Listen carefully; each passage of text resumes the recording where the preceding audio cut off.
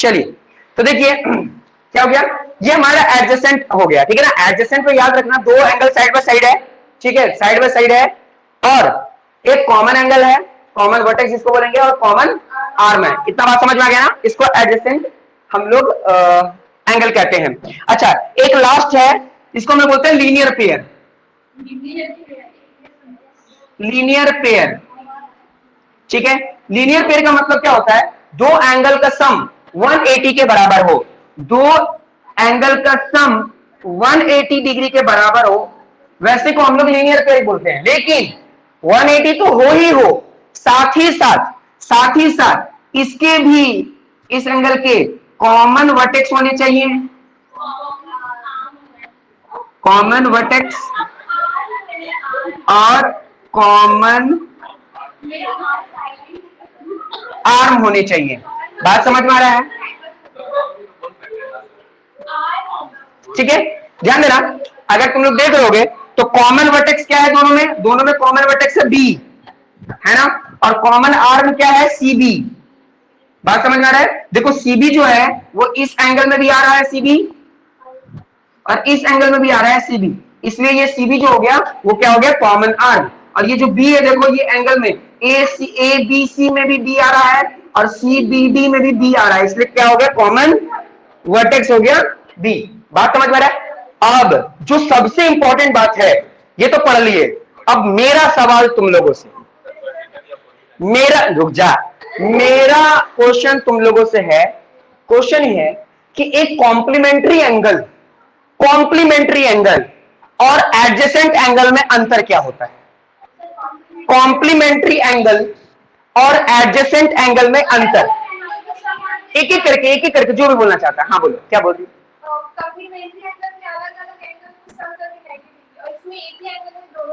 हाँ, समझ में आ रहा है ना, सबसे बड़ा डिफरेंस यही है, सबसे बड़ा डिफरेंस ये है कि यहां पर दोनों एंगल अलग अलग होते हैं, वैसे पास में भी होंगे कोई दिक्कत नहीं है, लेकिन मेनली हम लोग ऐसे मानते हैं कि दो एंगल का सम 190 के बराबर होता है ना।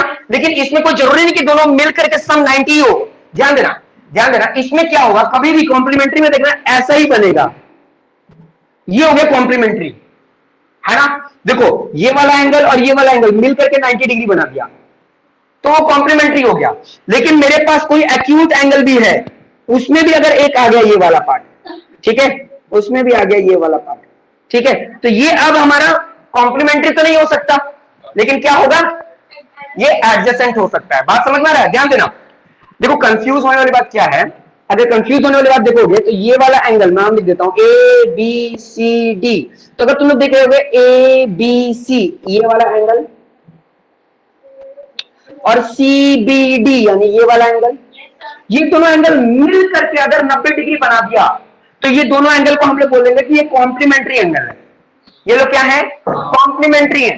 साथ ही साथ एडजेसेंट तो है, एडजेसेंट तो है, क्योंकि एडजेसेंट में क्या चाहिए, कॉमन वर्टेक्स जो कि है, और कॉमन आर्म जो कि है।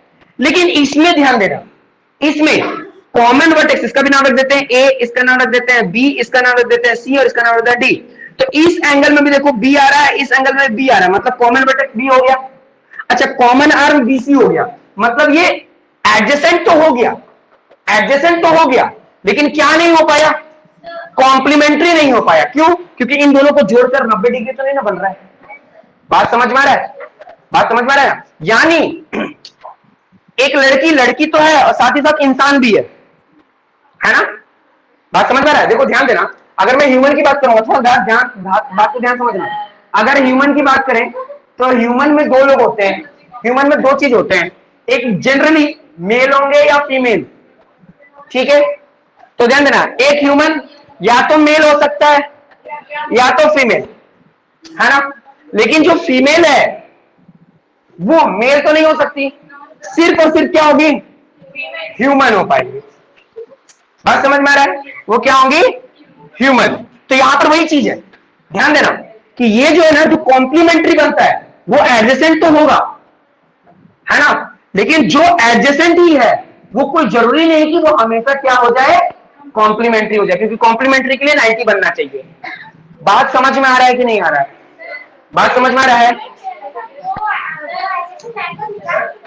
एक मिनट, हाँ, दो एंगल मिला करके 90 डिग्री। हाँ बोलो, कौन बोल रहा है? हाँ बोलो। हाँ, क्यों नहीं हो सकता? ये देखो, बताओ एडजेसेंट है कि नहीं? क्योंकि एडजेसेंट के लिए दो ही चीज तो चाहिए, कॉमन वर्टेक्स, ये रहा कॉमन वर्टेक्स, और कॉमन आर्म, ये रहा कॉमन आर्म। इसमें मैटर नहीं करता। हाँ, तब वो क्या हो गया? तब वो कॉम्प्लीमेंट्री हो गया। जब नापने की बात नहीं आ रही है तब वो क्या हो जाएगा? एडजेसेंट हो जाएगा। अंतर समझ रहे हो ना? ध्यान देना, मैं ये क्यों बता रहा हूं, क्योंकि बहुत सारे बच्चों में 10 11 क्लास वाले बच्चों को पूछता हूं ना, तो उनका सिटी पिटी गुल हो जाता है, वो बता ही नहीं पाते हैं। इसका मतलब वो कॉन्सेप्ट अपना क्लियर किए ही नहीं है, आज तक उनका कॉन्सेप्ट क्लियर नहीं है।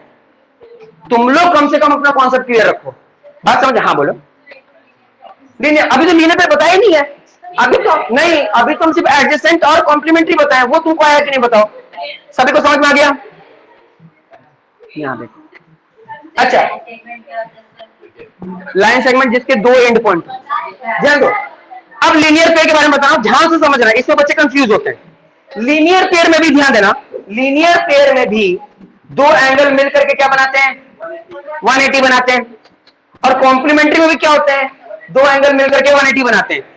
इसका भी सम 180, दोनों ऐड होकर के 180 होता है, इनका भी सम होकर 180 होता है। तो आखिर सप्लीमेंट्री और लीनियर पेयर में क्या अंतर है? तो सबसे बेसिक सा अंतर यह है कि सप्लीमेंट्री में एंगल अलग अलग देखा जाता है और उनके बाद ऐड किया जाता है, लेकिन लीनियर पेयर में वो दोनों एंगल साइड बाई साइड होते हैं, यानी एक तरह से अटैच होते हैं।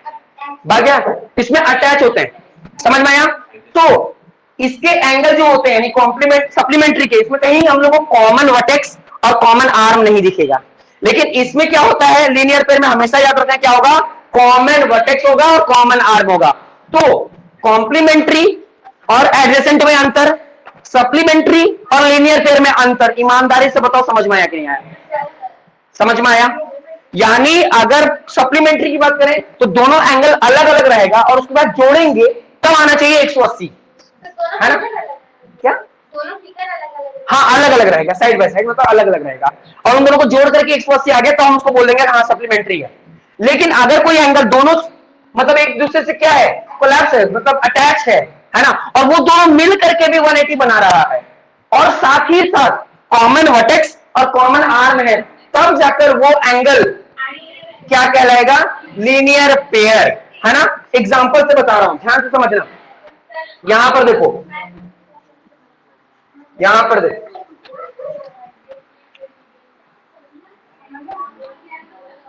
ये हो गया 60 डिग्री और ये हो गया 120 डिग्री, और यहां पर क्या हो गया? ये 60 हो गया और ये 120 हो गया, ठीक है? ये 60 और ये 120।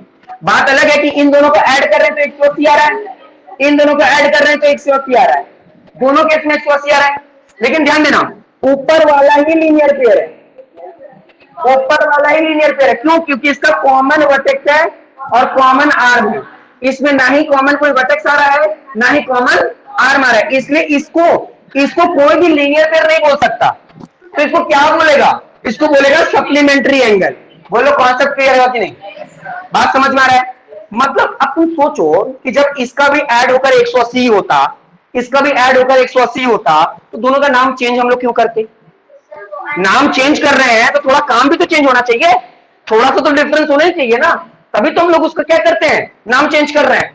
तो काम चेंज क्या है? सिंपल सी बात है, इसमें कोई भी कॉमन वर्टेक्स और कॉमन आर्म के बारे में बात नहीं होती है, लेकिन इसमें क्या होता है? कॉमन वर्टेक्स और कॉमन आर्म होता है, यानी जो एंगल होगा वो साइड बाई साइड होगा।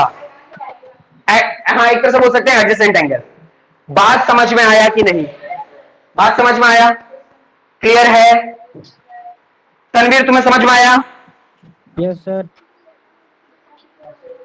1 मिनट का टाइम दे देता हूं, ऑब्जर्व करो इसको। तुम्हें समझ में आया? तुम लोगों को समझ में आया? तुम लोगों को समझ में आया जी? आया ये? तुम लोगों को तुम्हें तुम्हें तो नहीं आया, तुम बताओ जी।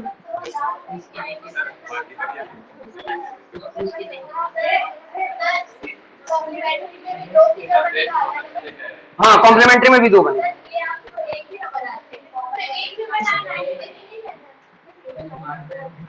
बात समझ में आया?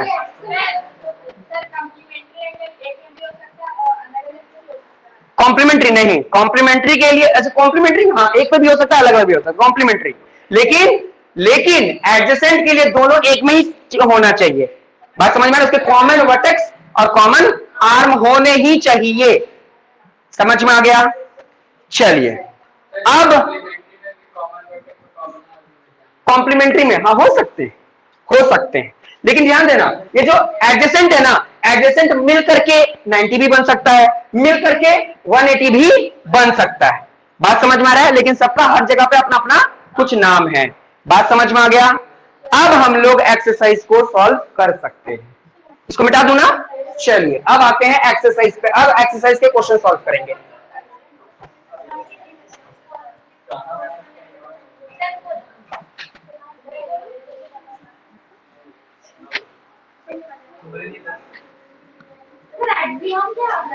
एक्सोम और पोस्टुलेट्स क्लास चैप्टर 5 में पढ़ोगे।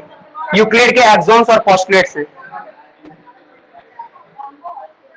क्योंकि वो वाला थोड़ा इजी है, वो आराम से हो जाएगा, एक दिन में निकल जाएगा। एक दिन का हम क्लास ले लेंगे, अगर मंडे क्लास लेंगे ना तो एग्जाम पोस्टुलेट सब कंप्लीट हो जाएगा, एक दिन में चैप्टर 5 खत्म हो जाएगा।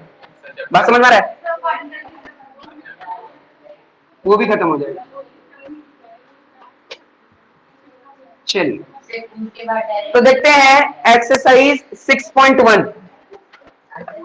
तो देखिए 6.1 में पहला क्वेश्चन क्या है?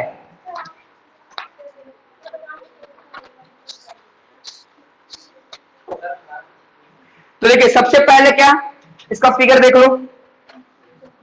क्वेश्चन नंबर 1,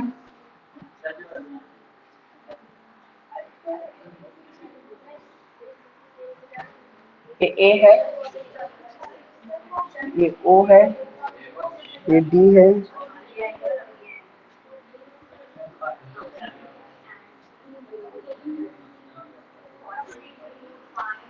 ध्यान देना। क्वेश्चन नंबर 1, ठीक है, इसमें गिवन में दिया हुआ है, गिवन में दिया हुआ है कि ए बी और सी डी इंटरसेक्ट एट ओ, ठीक है, और साथ ही साथ क्या दिया हुआ है कि angle A O C plus B O E, ठीक है, और angle B O D 40 degree हम लोग को फाइंड करना है। तो फाइंड करना है एंगल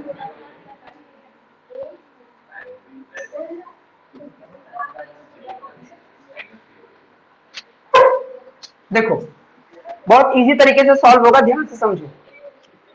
यहाँ टू फाइंड है ना, तो यहाँ पर हम लोग लिखेंगे सॉल्व, ठीक है। ध्यान देना क्या क्या दिया गया, पहले ये देखो ध्यान देना, लिखा हुआ ए ओ सी, ए ओ सी, ये वाला एंगल की बात हो रही है, ठीक है। ध्यान देना जो बीच में होता है ना वो एंगल को देखना है, ये दोनों तो उसका आर्म बता रहा है, ठीक है।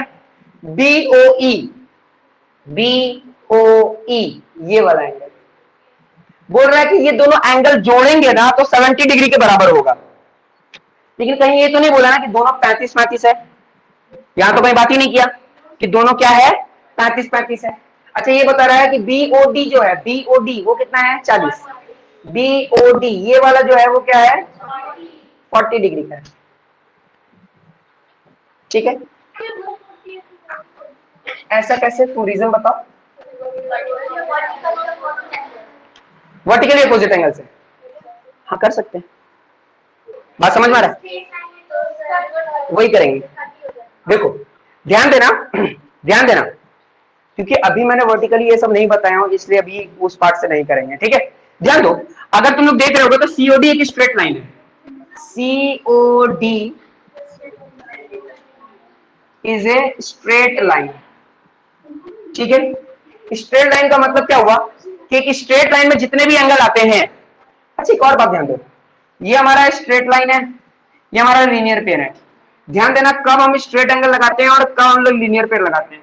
ये एंगल, ये एंगल, ये एंगल, तीनों का सम, तीनों एंगल का सम अगर 180 हुआ तो रीजन लिखेंगे स्ट्रेट लाइन, और एंगल 1 और एंगल 2 अगर ऐड हुआ 180 के बराबर तो होगा क्या लीनियर पेयर। अंतर समझ में आ रहा है? स्ट्रेट लाइन कब बोलते हैं? स्ट्रेट लाइन कब बोलते हैं? जब दो या दो से अधिक एंगल को जोड़ करके 180 बोल रहे हैं तो तब हम लोग स्ट्रेट लाइन बोलते हैं। बात समझ में आ रहा है? लेकिन अगर सिर्फ दो ही एंगल को ऐड करके 180 बोल रहे हैं तो वहां पर हम लोग को लीनियर पेयर लिखना होगा। तो यहां पर देखो, अगर CD, ये जो CD है, तो उधर साइड देखो कितना एंगल आ रहा है। एक एंगल ये आ रहा है, एक एंगल ये आ रहा है और एक एंगल ये आ रहा है। तो तीनों का सम, क्योंकि स्ट्रेट लाइन है तो 180 होगा, तो तीनों लाइन 180 के बराबर होगा। तो रीजन क्या लिखेंगे? लीनियर पेयर या स्ट्रेट लाइन? समझ में आ रहा है ना? बात समझ में आ रहा है कि स्ट्रेट लाइन क्यों लिखते हैं हम लोग? अब समझना शुरू करो, कोई बात नहीं, वो वाला चीज नहीं समझे तो यहां से समझना शुरू करो। ठीक है, तो ध्यान देना, तो ध्यान देना। तो ये हमारा क्या हो गया? स्ट्रेट लाइन हो गया। ठीक है, सिमिलरली ये भी हमारा क्या हो गया? स्ट्रेट लाइन होगा, ए बी, है ना? तो ए बी से ही ले लेते हैं, A O B. A O B is a straight line. अगर A O B straight line है तो इसका मतलब क्या हुआ? इसका मतलब हुआ कि angle A O C plus C O E plus E O B, angle E O B equal to 180 reason होगा। बात समझ में आ रहा है कि नहीं आ रहा है ना? लेकिन हम लोग ये जानते हैं कि ये वाला एंगल और ये वाला एंगल, है ना, इसको बी ओ ई लिख देते हैं, देखने में अच्छा लगेगा। बीच वाला चेंज नहीं होना चाहिए, बी ओ ई। ठीक है, ध्यान देना, किसी भी एंगल का नाम, जैसे ये एक एंगल है, ठीक है, इसका नाम हम लोग ए ओ सी भी बोल सकते हैं या सी ओ ए भी बोल सकते हैं। बीच में ओ होना कंपलसरी। बात समझ में आ रहा है? तो अभी हम क्या किए, हम देखें कि ए ओ बी एक स्ट्रेट लाइन है, ए ओ बी एक स्ट्रेट लाइन है। तो स्ट्रेट लाइन है तो इसमें कितना एंगल आ रहा है? 3 एंगल आ रहा है। एक एंगल ये ए ओ सी, फिर दूसरा एंगल सी ओ ई, ये वाला, और फिर क्या आ रहा है? ई ओ बी या बी ओ ई। बात समझ में आ रहा है? और यहाँ क्या लिख दिया? 180। रीजन क्या लिख सकते हैं? Straight line. देखिए यहाँ पर लिखा हुआ है, इसलिए लिखने की जरूरत नहीं है।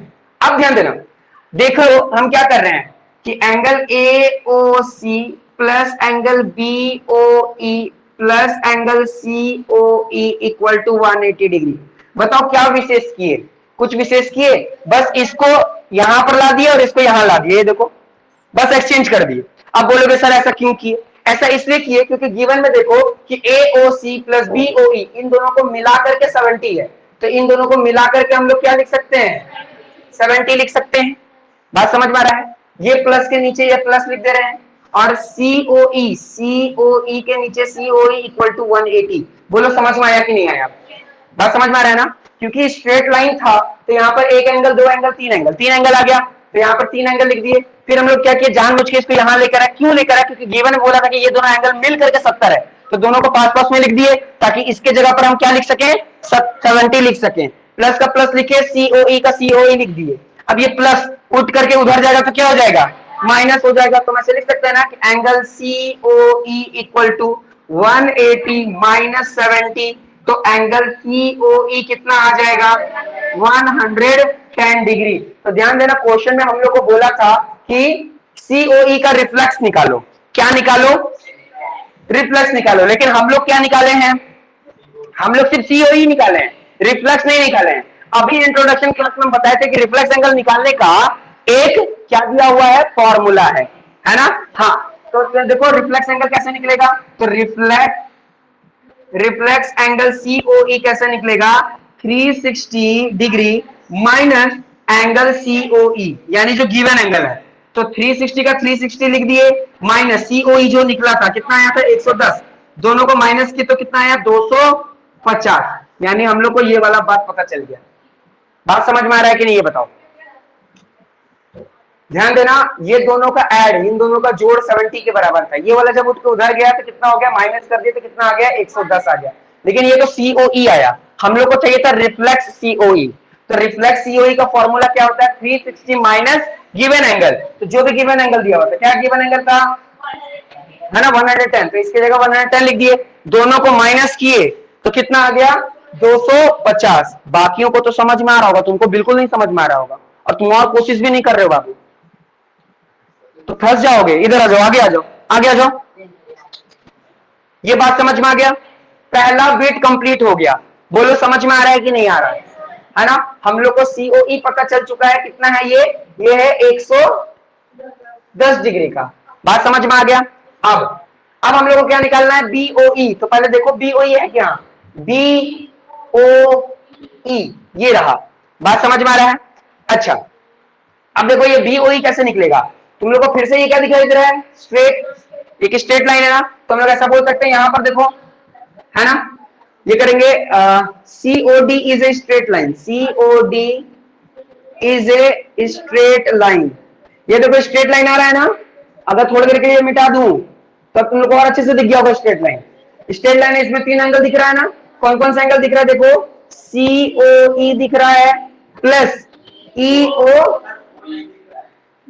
अच्छा वो नहीं दिख रहा, अब दिख रहा होगा, है ना। तो यहाँ पर बीओई लिखेंगे क्योंकि क्वेश्चन में बीओई लिखता है ना, इसलिए बीओई। वैसे आप ईओबी भी लिखोगे तो गलती नहीं है, बीच में ओ होना चाहिए, है ना, प्लस ये क्या होगा? बीओडी इक्वल टू कितना? 180। अच्छा ये वाला अभी हम लोग निकाले, ये देखो ये अभी हम लोग निकाले 110, तो इसके जगह क्या लिखेंगे? 110। ये तो निकालना ही है, इसलिए इसकी जगह पर यही लिखे प्लस। अच्छा ये देखो बीओडी हम लोग को गिवन में दिया हुआ था कितना? 40 डिग्री। बात समझ में आ रहा है? इक्वल टू के नीचे इक्वल टू, 180 के नीचे 180। अच्छा इन दोनों को प्लस करेंगे तो कितना आ जाएगा? बीओई प्लस इन दोनों को ऐड किए तो हो गया 150 इक्वल टू 180 डिग्री। ठीक है, ये प्लस है, उधर जाके क्या हो जाएगा? माइनस हो जाएगा। तो बीओई इक्वल टू 180 माइनस 150, तो इसका मतलब ये कितना हो गया? 30 डिग्री। तो हम लोगों ने बीओई का भी वैल्यू निकाल लिया कि बीओई कितना होगा? 30 डिग्री का होगा। बोलो समझ में आया कि नहीं आया? समझ में आया? तो इस तरीके से ये क्वेश्चन सॉल्व होता। जो पहला क्वेश्चन था वो इस तरीके से क्वेश्चन सॉल्व होगा। जल्दी से देखो, समझ में आता तो बहुत अच्छी बात है, नहीं समझ में आता तो पूछो। हाँ, ये वाला पहले नहीं निकलेगा क्योंकि ये जब तक नहीं पता चलेगा तब तक कैसे तुम तीनों का ऐड करोगे? ये निकालने के लिए पहले 110 तो निकालना ही पड़ेगा ना। बात समझ में आ रहा है? यानी हाँ, सब एक दूसरे से लिंक है, पहले वो निकालना होगा, उसके बाद ये निकलेगा। समझ में आया? ईमानदारी से बोल रहे हो तुम लोगों को? हाँ, कहां से बोलो? यहां से रिफ्लेक्स से। रिफ्लेक्स का फॉर्मूला बताया था क्या? 360 माइनस सीओई। ठीक है, तो 360 का 3 माइनस का माइनस सीओई जो आया था कितना? 110। दोनों का माइनस कर दिया गया 250। फिर हम लोग को यहाँ पर एक स्ट्रेट लाइन दिख गया, फिर स्ट्रेट लाइन दिख गया तो यही वाला काम। बात समझ में आया? और हाँ ठीक है, नहीं तुम लोग को समझ में आया? तुम लोग को समझ में आया? तुम लोगों को? चलिए सेकंड क्वेश्चन देखते हैं। तनवीर तुम्हें समझ में आया? Yes sir. ठीक है, चलिए तो अब सेकंड क्वेश्चन देखते हैं।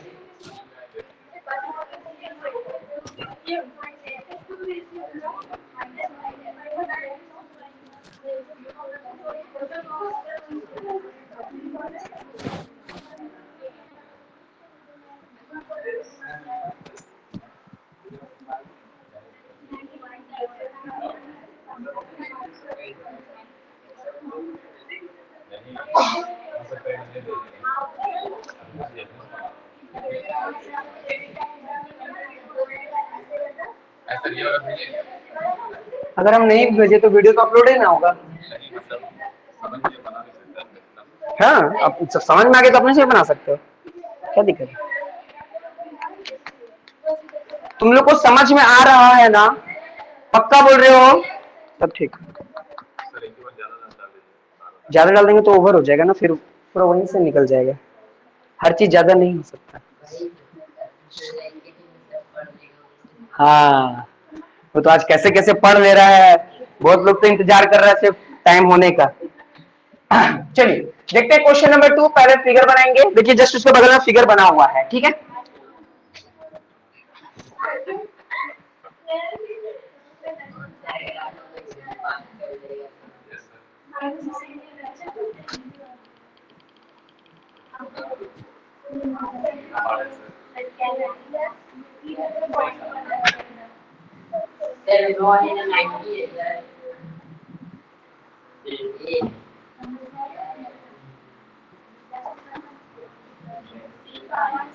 ये वाले पॉइंट को ओ बोला जा रहा है।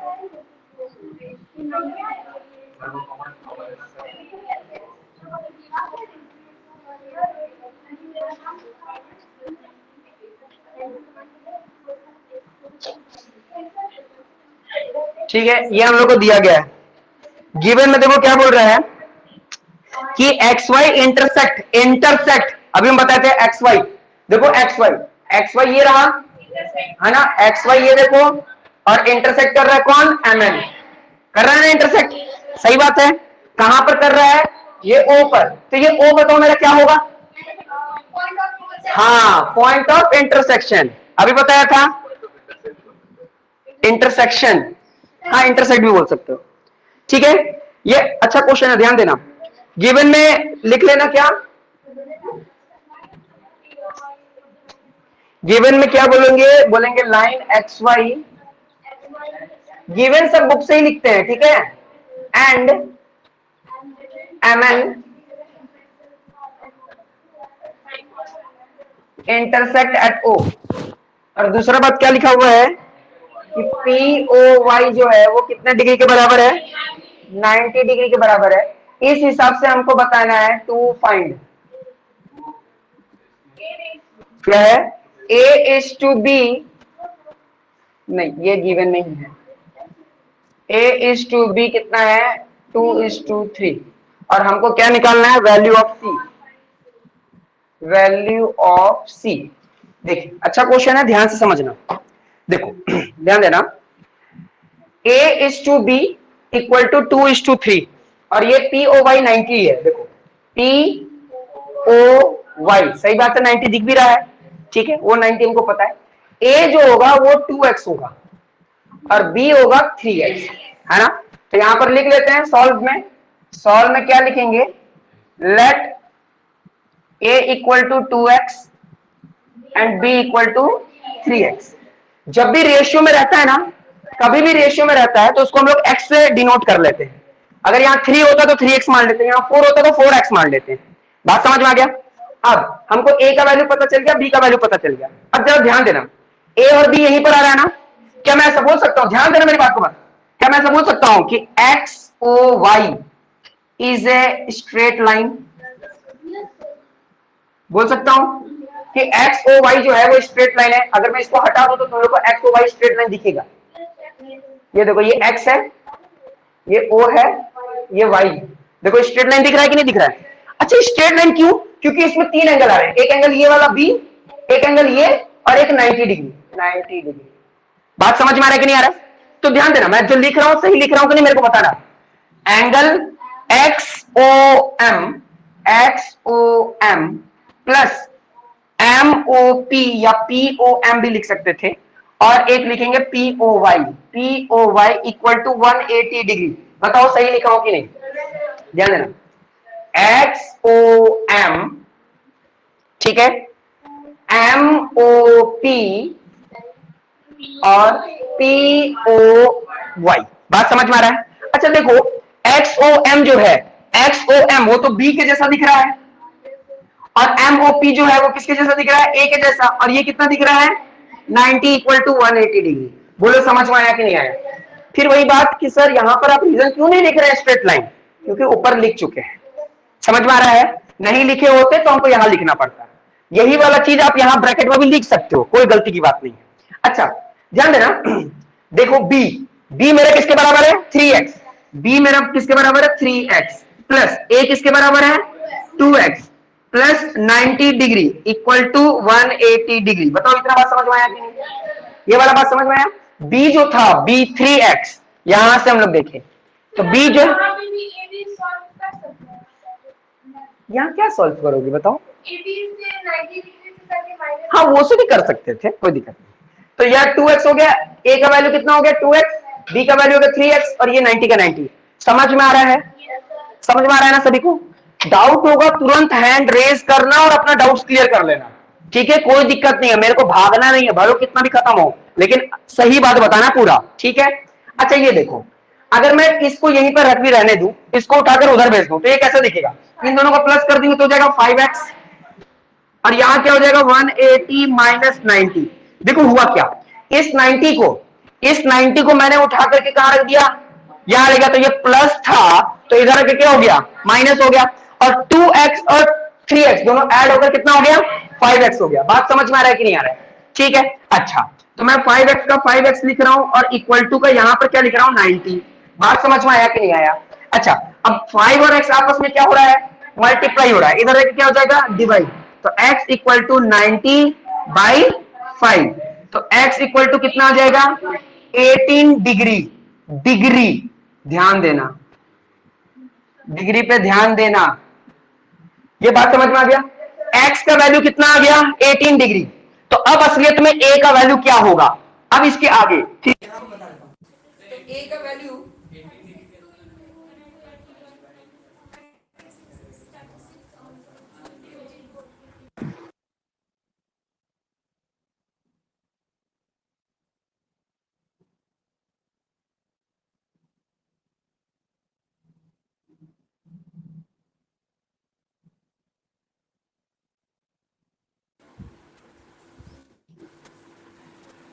तनवीर मेरी आवाज आ रही तुम्हें?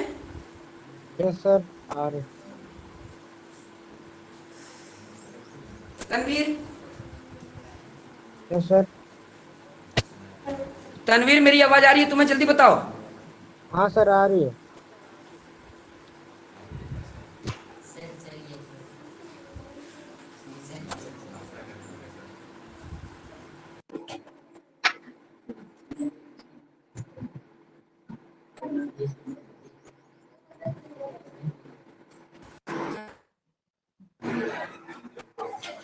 तनवीर मेरी आवाज आ रही है तुम्हें? हाँ सर, आ रही, आवाज आ रही। छोड़ो, आवाज आ कंप्लीट रही है करें। सर। तो देखो ध्यान देना, ए का वैल्यू हम लोगों ने ए का वैल्यू क्या माना था, 2x, तो 2 इंटू एक्स की जगह क्या मैं लिख सकता हूँ, 18, तो इसका मतलब दोनों को इंटू करो कितना आ जाएगा, 36। तो हमको पता चल गया कि ए का वैल्यू कितना हो गया है, 36 हो गया है। चलो अब देखते हैं बी, तो बी कितना होगा, 3x, यानी 3 इंटू 18 कितना हो जाएगा, 54, यानी बी का वैल्यू पता चल गया। बात समझ में आ रहा है कि नहीं आ रहा है? क्योंकि a का वैल्यू 2x था तो पहले हम x का वैल्यू निकाले, तो x का वैल्यू आ गया 18, तो 2x का मतलब क्या हुआ, 2 इंटू 18 यानी 36, 3x का मतलब क्या हुआ, 3 इंटू 18 यानी 54। बात समझ में आ रहा है? लेकिन असलियत तो निकालना क्या है, हमको निकालना c है, c की तरह करंट नहीं हो, ये देखो c, तो फिर देखो तुमको MON, अब मैं ये हटा दूं, देखो MON स्ट्रेट लाइन दिख रहा है कि नहीं, ठीक है, तो लिखेंगे MON is a straight line भी लिख सकते हैं, या तो देखो दो एंगल है लीनियर, नहीं ठीक है, तो ध्यान दो क्या लिखेंगे, लिखेंगे MOX plus XON equal to 180 degree, reason linear pair, क्यों, क्योंकि दो एंगल आया। बात समझ पा रहे हैं? अच्छा, MOX असलियत में B था तो यहाँ पर B लिख दिए, प्लस XON क्या था, C था तो यहाँ C लिख दिए, इक्वल टू 180 डिग्री। बात समझ में आ रहा है कि नहीं आ रहा है? अच्छा, B का वैल्यू देखो किसके बराबर है, 54, यहाँ पर आ गया 54 प्लस C इक्वल टू 180, ठीक है, तो C इक्वल टू क्या हो जाएगा, 180 माइनस 54। बात समझ में आ रहा है कि नहीं आ रहा है? अच्छा, दोनों को माइनस करेंगे क्या आंसर आ जाएगा, 126 डिग्री। तो देखो हम लोग को किसका वैल्यू निकालने को बोला जा रहा था, 6 का, C का आ गया ना 126। बोलो समझ में आया कि नहीं आया, क्या बोल रहे थे, समझ में आया? पहले जो रेशियो दिया गया था उसको x मान लिए, उसके बाद स्ट्रेट लाइन देखे थे हम लोग, स्ट्रेट लाइन से तीनों एंगल क्या किया हम लोग, x का वैल्यू निकाल लिए, फिर देखें कि a का वैल्यू क्या होगा, b का वैल्यू क्या होगा, फिर हम लोग ये देखिए लीनियर पेयर हो गया, लीनियर पेयर हो गया, उससे हम लोग क्या कर दिए, c का वैल्यू निकाल लिए। ईमानदारी से बताओ समझ में आ रहा है कि नहीं आ रहा है? इसका एक का नहीं, एक का काम नहीं था, वो तो एक का काम यहाँ पर से काम था। चलिए एक क्वेश्चन और बता देता हूँ और कंप्लीट करता हूँ। क्वेश्चन नंबर 3,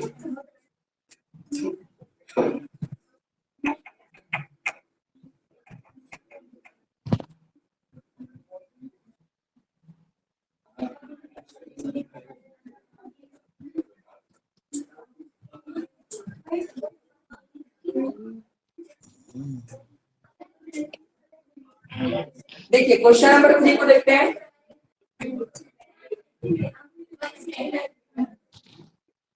देखो पहले फिगर बनाते हैं। देखो यहां पर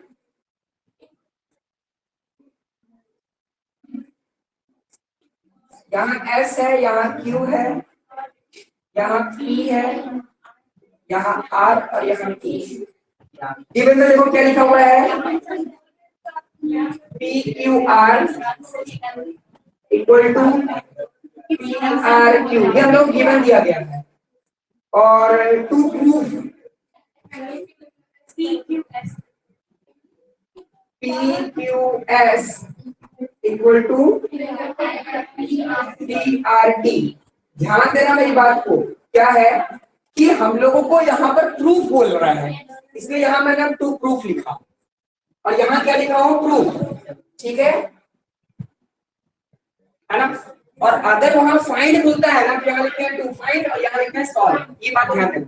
अच्छा इसी को अगर मैं तोड़ करके लिखूं, इतने पार्ट को मैं तोड़ दूं, ठीक है, इतने पार्ट को तोड़ दूं, तो क्या ये ऐसा दिखेगा, एस क्यू पी, और ये आगे जाकर या तो आर बोलेंगे या तो टी बोलेंगे। बहुत ज्यादा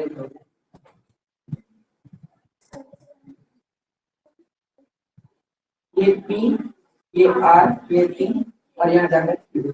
बात समझ में आ रहा है कि नहीं आ रहा? इसी को हम अलग करते हैं। क्यों अलग किया तुम लोगों को समझ में आएगा, ध्यान से समझना। यहाँ एक एंगल बना, यहाँ एंगल बना हुआ है, दोनों एंगल का सम कितना होगा, 180 होगा। रीजन लीनियर पेयर, समझ में आ रहा है कि नहीं आ रहा है सबको समझ में? मैं वही यूज करूंगा, तो ध्यान देना। मैं लिखूंगा ये, इसको देखो पहले, इसको यानी ये वाला ट्रायंगल के आधा वाला पार्ट को देखो, तो मैं ऐसा लिख सकता हूँ ना कि angle S Q R plus angle P Q P Q R equal to 180 degree reason linear pair equation 1। बोलो ये बात समझ में आया कि नहीं आया ना, कि ये वाला एंगल और ये वाला एंगल, तो ये एंगल का मतलब क्या हुआ, S Q T plus P Q are, ठीक है, इक्वल टू किसके बराबर हो गया, 180 के बराबर हो गया। अच्छा ये देखो जो एस पी क्यू है, हम उसको तो एस क्यू पी की जगह पर पी क्यू एस भी तो लिख सकते हैं ना, है ना। अब क्यों लिख रहे हैं, क्योंकि देखने में सही लगेगा फर्स्ट में, ठीक है, यहाँ से बात समझ पा रहे हैं। अच्छा अब यहाँ पर देखो, यहाँ पर देखो ये क्या होगा, P R T plus P R Q equal to 180 degree reason linear pair equation 2। बोलो समझ पाया कि नहीं, लीनियर पेयर समझ में आता है ना, तो ये वाला एंगल और ये वाला एंगल जोड़ेंगे तो 180 के बराबर होगा। समझ में आ रहा है तुम लोगों को, समझ में आ रहा है, समझ में आ रहा है तुम्हें, उधर नहीं तुम्हें आ रहा है सबको समझ में, उधर समझ में आ रहा है। तो अब देखो ध्यान देना, ये इक्वल टू के पहले वाला एलएचएस होता है और इक्वल टू के बाद वाला आरएचएस होता है। तो गौर करने वाला बात क्या है कि आरएचएस दोनों सेम है। जब आरएचएस दोनों का सेम है तो एलएचएस भी दोनों का क्या होगा, सेम ही होगा। होगा कि नहीं होगा, ठीक है। जब एलएचएस सेम है तो आरएचएस भी सेम होगा। अब एग्जांपल से समझा देता हूं कैसे। अगर मान लो कि ए बी के बराबर है और सी बी के बराबर है, अगर ए बी के बराबर है और सी बी के बराबर है तो बी बी के बराबर तो होगा ही होगा। तो ऑब्वियस सी बात है ए भी किसके बराबर होगा, सी के बराबर होगा। इसका मतलब यही बात समझ में है कि अगर एलएचएस बराबर है तो आरएचएस भी क्या होगा, एक बराबर ही होगा। तो ये वाला बात समझ में आया कि नहीं आया, सबको समझ में आ गया ना। तो देखो आप क्या लिखेंगे, ऑन कंपेयरिंग इक्वेशन 1 एंड 2, 1 और 2 को जब कंपेयर किए देखे तो पता चला कि आरएचएस सेम है तो एलएचएस भी सेम होगा। तो ये वाला एलएचएस यहां लिख दिए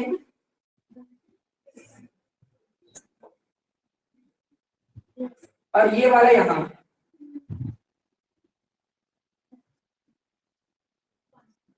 बात समझ में आया?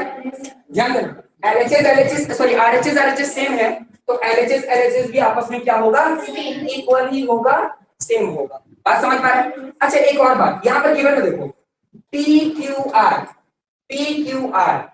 और PRQ ये दोनों इक्वल है, ठीक है? मेरी बात को ध्यान से समझना, मैं पहले वाले को वैसे ही लिख रहा हूँ, PQS वैसे ही लिखा, PQR वैसे ही लिखा, इक्वल टू भी वैसे ही लिखा, PRT भी वैसे ही लिखा, लेकिन यहां पर ध्यान देना, क्या जब बोल रहा है गिवन में कि ये दोनों बराबर है, तो इसके जगह पर ये लिख सकते हैं और इसके जगह पर ये लिख सकते हैं। अब बोलोगे सर ऐसा क्यों लिख रहे हैं? प्रूफ करने के लिए लिखना पड़ता है, ठीक है? तो देखो इसके जगह पर PRQ के जगह पर PRQ इसके जगह पर मैं ये लिख दूंगा क्योंकि ये दोनों क्या है, बराबर है, तो इसके जगह पर मैं लिख दूंगा एंगल PQR। बात समझ में आ रहा है? अच्छा जिसको पहले से पता है तो देखो क्या करोगे, LHS के पहले ये PQR है, LHS के बाद भी PQR है, डायरेक्ट काट देंगे, है ना? और जिसको नहीं पता है उसके लिए एक स्टेप बढ़ा के बता रहा हूँ, तो ध्यान देना क्या करेंगे, PQS का PQS प्लस PQR का PQR। अच्छा ये प्लस में PQR, ये उठ करके उधर जाएगा तो क्या हो जाएगा, माइनस एंगल PQR, ये वाला इक्वल टू यहाँ पर, और ये PRT। बात समझ में आ रहा है? हाँ अब ये देखो, ये वाला दोनों सेम है लेकिन एक माइनस में एक प्लस में, मैं तुम लोग को बताया था ना कि अगर 1 और 1 एक प्लस में और एक माइनस में तो कट के 0 हो जाता है, बताया था कि नहीं बताया था? तो यहाँ पर वही चीज है, दोनों सेम है लेकिन एक माइनस में एक प्लस में, तो ये क्या हो गया, कैंसिल हो गया, तो बचा क्या, इधर साइड बचा एंगल PQS और इधर बचा PRT। अगर देखोगे तो यही प्रूफ, समझ में आया कि नहीं? समझ में आया? हाँ सबसे पहले क्या किया, इसका दो भाग कर दिए, इसका हम लोग निकाले लीनियर पेयर, इसका हम लोग निकाले लीनियर पेयर, दोनों का लीनियर पेयर निकाले, फिर कंपेयर कर दिए। कंपेयर करने का मतलब ऊपर और नीचे देखे तो बोल देखिए क्या है, इसका भी 180 और इसका भी 180 बराबर है, जब ये दोनों 180 बराबर है तो ये लोग भी आपस में क्या होंगे, बराबर ही होंगे, ठीक है? तो इसको पूरा वैसे लिख दिया लेकिन इसके जगह पर ये लिख दिए, है ना? और रीजन क्या होगा, गिवन से, ठीक है? यहाँ पर आप लिख सकते हो सिंस क्या है कि PQR इक्वल टू PR, वहां से हमको पता चला, है ना? तो इसके जगह पर हम लोग ये लिख सकते हैं, है ना? ये लिख दिए, क्यों ऐसा किए, क्योंकि आराम से देखो LHS में भी ये और ये दोनों सेम दिख गया तो ये लोग क्रॉस कर जाएगा। अगर आपको ये वाला स्टेप ये तो पता है कि LHS और RHS में जब दोनों सेम रहता है तो कट जाता है, तो आप यहीं काट दो, ये बताने की जरूरत नहीं है। जिसको नहीं पता है उसके लिए मैं बताया हूँ, क्या किए, इस ये जो प्लस में था उठ करके जब इधर आया तो क्या हो गया, माइनस हो गया, तो ये माइनस और ये प्लस कैंसिल हो गया, तो क्या बचा, POS और ये PRT इक्वल टू का इक्वल टू, यही हम लोग को प्रूफ करना था, PQS इक्वल टू PRT। बोलो समझ में आया कि नहीं आया? आ गया ना? तो 3 क्वेश्चन में बता दिया, तुम लोग इसका स्क्रीनशॉट तुम लोग के पास पहुंच जाएगा, तुम लोग उसको बना लेना और किसी भी तरह डाउट होगा तो नेक्स्ट क्लास में पूछ लेना। तनवीर मेरी बात समझ में आ रही है? Yes sir. ठीक है, फिर आज का क्लास इतना ही है, मिलते हैं नेक्स्ट क्लास में।